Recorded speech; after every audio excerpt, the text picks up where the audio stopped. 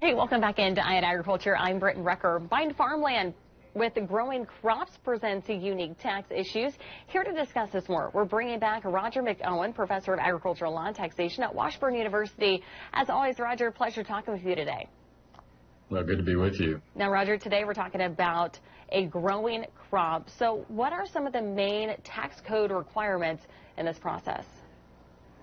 Well, Britton, it basically has to do with the timing of deductions and allocating the purchase price. So when you buy farmland, what we want to do to lower the effective cost of that land to the buyer is to allocate as much value we can to items that we can get a tax benefit for, such as fences and buildings and maybe assessments, those types of things. And one of those has to do with some special rules associated with a growing crop that's on land that is purchased. So how does one go about the deduction process, and what do farmers and producers need to keep in mind here? Well, you have to allocate the purchase price between crops and land based on their relative fair market values. You can't deduct the cost of the portion of the land that purchased that is allocated to the growing crop. Now, while the IRS has not really been clear on the issue and telling us what we're supposed to do, I think those costs should be capitalized into that growing crop and then deducted when the income from the crop is reported or when it's fed to livestock, which might be in a year other than the year in which the crop is sold.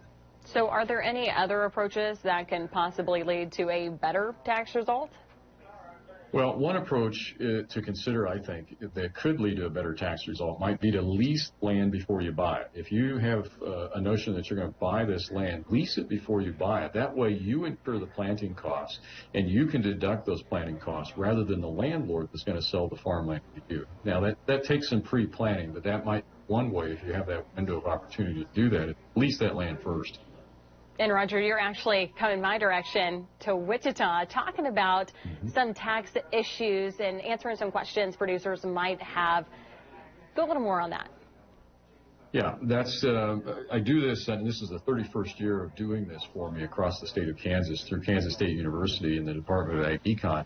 These are the K-State Tax Institutes, and we'll roll into Wichita on December 7 and 8 at the Airport Hilton on the west side of town there.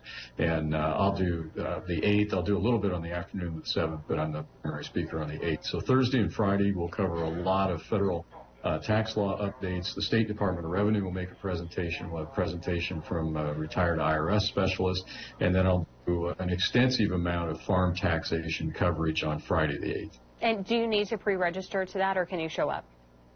Yes. Well, you can show up at the door and pay at the door, but pre-registration is suggested, and that's through the Ag Manager website, the Department of Ag Econ at K-State. There's a link for the tax schools there. Okay, awesome. Well, Roger, thanks so much for coming on and chatting with me today. Everyone stick around. Ion Ag will be back after the break.